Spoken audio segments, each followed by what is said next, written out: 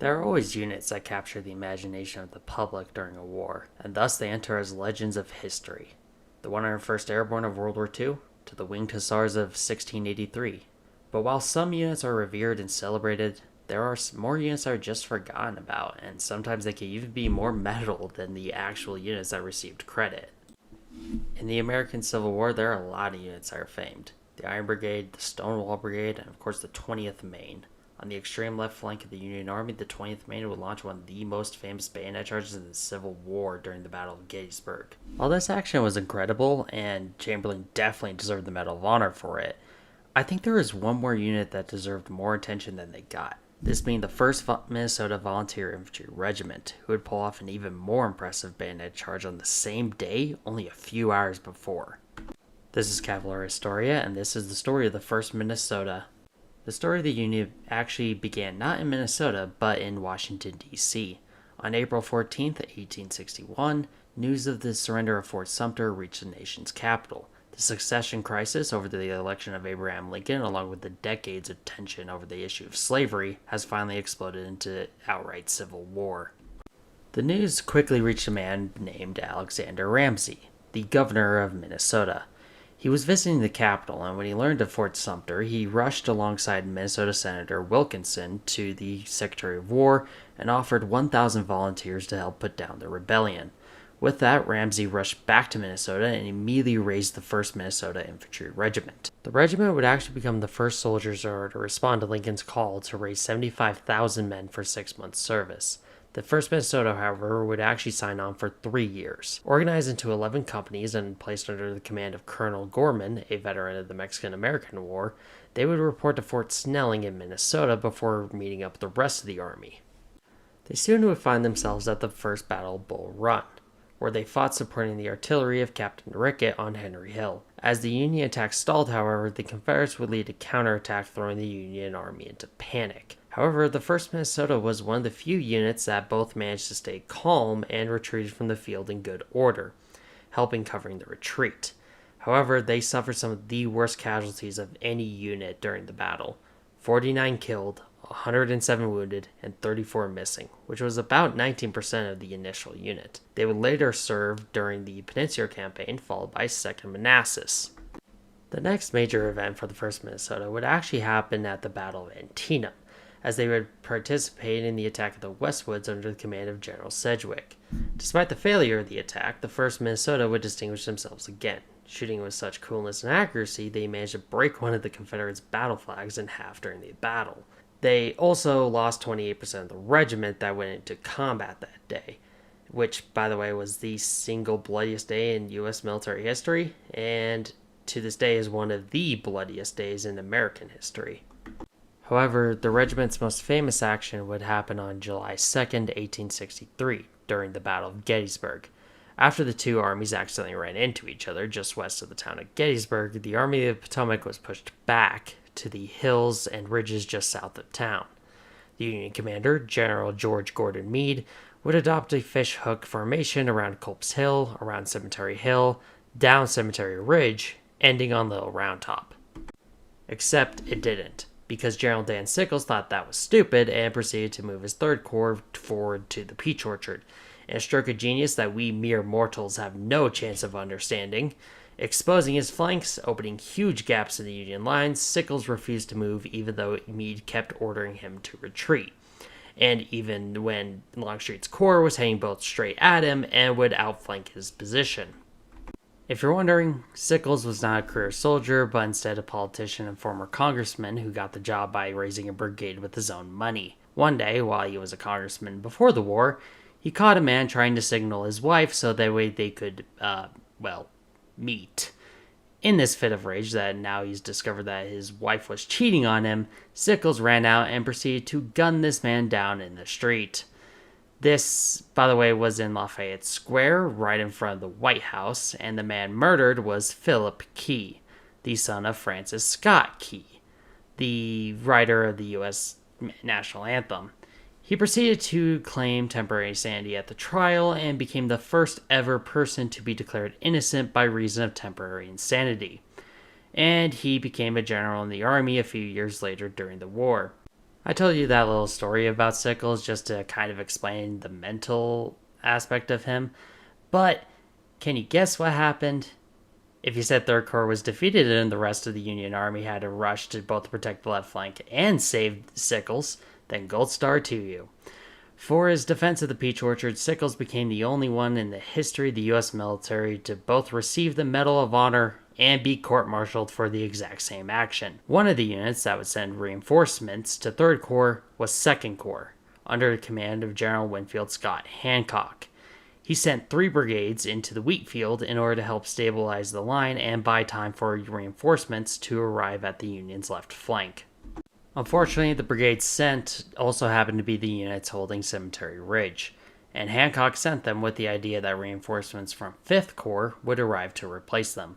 As Hancock was awaiting these reinforcements, he noticed a Confederate brigade under the command of General Cadmus Wilcox coming straight for the Cemetery Ridge. Around 1,200 Confederates coming straight at the now vulnerable position. Hancock, now presumably panicking, started looking for any infantry unit to try to stop them.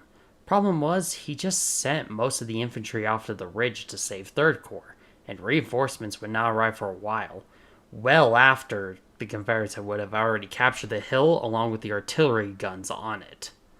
However, there was one infantry unit left on the hill, the 1st Minnesota. By this point in the war, the 1st Minnesota was reduced to 262 men and was under the command of Colonel William Colville. When Hancock met with Colville, he had a choice to make. It was either lose the position or sacrifice the 1st Minnesota to buy time for reinforcements to arrive. With that, Hancock ordered Colville to fix bayonets and charge. Colonel Colville looked at the force advancing towards them and simply ordered his men to follow him. Let me explain this real quick. Colville was ordered to charge a unit that outnumbered him roughly 5-1, just so they could buy time for reinforcements to arrive. Despite this order being essentially a suicide mission for pretty much everyone in the regiment, not a single person flinched nor refused the order. The 1st Minnesota simply jumped over the stone wall, leveled bayonets, and charged straight for the brigade. The Confederate brigade and the Minnesota regiment crashed. 5 of the Minnesota flag bearers were killed during the fighting, and the regiment was nearly surrounded, but continued to fight on with bayonets and sabers. Colonel Colville was wounded during the fighting, and General Wilcox had this to report about the fight. The stronghold of the enemy, together with his batteries, were almost won when still another line of infantry descended the slope in our front at a double quick, to the support of their fleeing comrades and for the defense of the batteries. Seeing this contest so unequal, I dispatched my adjutant general to the division commander to ask that support be sent to my men, but no support came. Several times did this last of the enemy's lines attempt to drive my men back, and were as often repulsed. This struggle at the foot of the hill on which the enemy's batteries, though so unequal, was continued for some 30 minutes. With the second supporting line, the hills could have been carried. Without support on either my right or left, my men were withdrawn to prevent their entire destruction or capture. Now, to be honest, it does seem like Wilcox is kind of saying that he was actually severely outnumbered by the enemy, when in reality he actually outnumbered the Union troops 5-1. But to be fair, usually when a brigade commander, or to be honest, any real officer loses, and this is not just in the Civil War but throughout history, whenever they tend to lose, they do tend to exaggerate to try to make themselves look better in the eyes of their commanders. So we need to keep that in mind when, taking a look at his account. From that short aside, Hancock would eventually send reinforcements in the form of a Pennsylvania regiment that was actually arrived to reinforce the ridge to go help the 1st Minnesota, and soon both regiments would come back to the ridge after having routed Wilcox's brigade. The 1st Minnesota, however, would pay a very, very heavy price for that. 82% casualties, the single highest casualty rate a unit would suffer in a single day in the history of the U.S. Army. 47 soldiers were all that was left of the 1st Minnesota after the charge. However, they shattered the enemy brigade, pulling off one of the most impressive charges in the history of the U.S. Army. Now, the second day of the Battle of Gettysburg was particularly bloody. Peach Orchard, wheat field, Devil's Den, and lastly Little Round Top are all etched into the lore of the Civil War. But the Union held the line and stopped Longstreet's attack, in large parts due to the heroics of several units, including the 1st Minnesota. Longstreet's momentum had been stopped completely, and General Meade was able to get his men into a strong defensive position. It was at this point that Ewell finally decided to do his attack on the Union right flank, which was supposed to pull troops away from the left flank so Longstreet's attack would be successful. Great work, Ewell. But it was stopped pretty quickly by the remnants of 1st Corps and reinforcements from the left flank. So I guess it kind of worked, only way after it was needed to be done. God, I wonder why people still think the Confederates had better generals. They did not.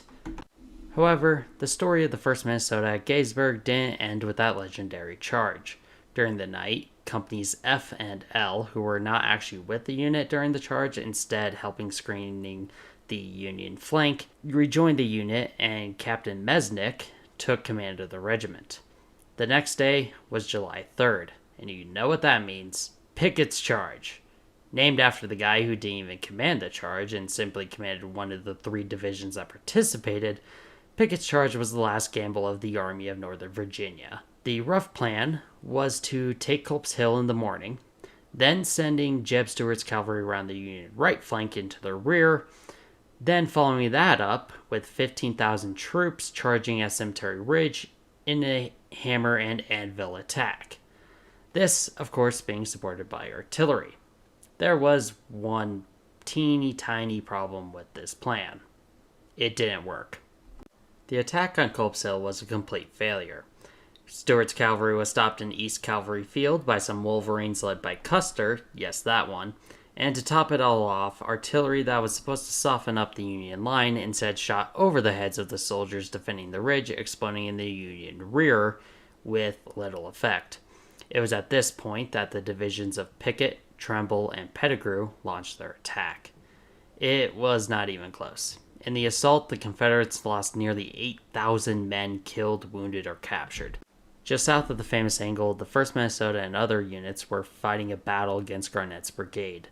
During the action, 2 members of the regiment would receive the Medal of Honor, Corporal Henry O'Brien of E Company and Private Marshal Sherman of C Company. Corporal O'Brien was knocked unconscious during the battle, and when he woke back up, he picked up the 1st Minnesota colors and was shot in the hand. Instead of retreating, he stayed with his unit and would later rescue a wounded soldier from the field.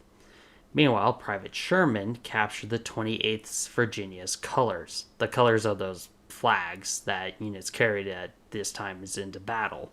Sherman captured the flags after he ran down the 28th flag bearer and took him prisoner, although that is disputed by one of his comrades who said that the flag was simply leaning against a tree and Sherman just won the foot race there. The 28th Virginia's flag, though, is now proudly displayed in the Minnesota State Capitol to this day. After the Gettysburg campaign, the 1st Minnesota would go on to fight in the Bristow and Mine Run campaigns before finally finishing their service on April 29, 1864. Despite the regiment being deactivated and the soldiers being told they could go home, many would actually end up re-enlisting, either joining the 1st Minnesota Infantry Battalion or would serve in the 1st Minnesota Heavy Artillery Battalion. Many of these soldiers would go on to see General Lee surrendering to General Ulysses Simpson Grant, 18th President of the United States, crusher of Southern hopes and dreams, slayer of racists and slavers, breaker of chains, and finest general to ever grace the United States. I only made a few of those titles up. What was I talking about? Oh yeah, 1st Minnesota. The 1st Minnesota would end the war with a total of 286 dead, 99 of them of disease, and 609 men wounded in action, suffering one of the worst casualty rates the unit has suffered in U.S. Army history. And frankly, they deserve a lot more credit than they get. They pulled off one of the most impressive bayonet charges of the entire war, and they frequently get overshadowed by units like the 20th Maine, who did pull off an incredible charge themselves, but they were nowhere near as outnumbered as the 1st Minnesota was. Well, just something to think about. Either way, this was Cavalier Historia, and thank you for listening.